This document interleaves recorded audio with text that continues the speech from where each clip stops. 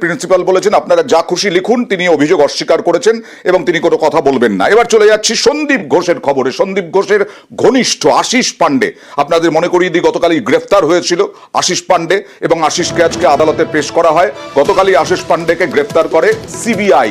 CBI কেন আশিস পান্ডেকে গ্রেফতার এবং সিবিআই হেফাজতে চাইছে জানবো প্রতিনিধি অর্পিতার কাছ থেকে। অর্পিতা, দেখো, সিবিআই মূলত কিন্তু আজকে যে তারা হেফাজতে চাইছে 4 দিনের সিবিআই হেফাজত, তার কারণই হলো আশিস পান্ডে, যিনি কিনা হাউস স্টাফ, তিনি সিনিয়র ডাক্তারদের বা সিনিয়র চিকিৎসক এবং হাসপাতালে যারা জুনিয়র যারা চিকিৎসক তাদেরকে কিন্তু থ্রেট করতেন এবং তাদের কাছ থেকে ঘুষ নিতেন, এবং যদি তার কথা যদি কেউ না শুনতেন তাহলে কিন্তু রিমোট এলাকা অর্থাৎ একদম প্রত্যন্ত এলাকায় তাকে হুমকি দিয়ে সেখানে বদলি করে দেওয়ার যে হুমকি, সেই হুমকি তিনি দিতেন বলে অভিযোগ।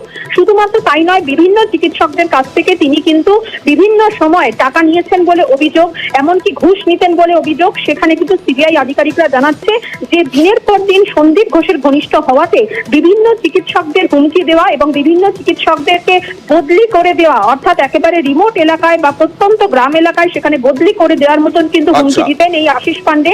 সেই কারণেই 4 দিনের সিবিআই হেফাজতের জন্য আবেদন জানানো হয়েছে।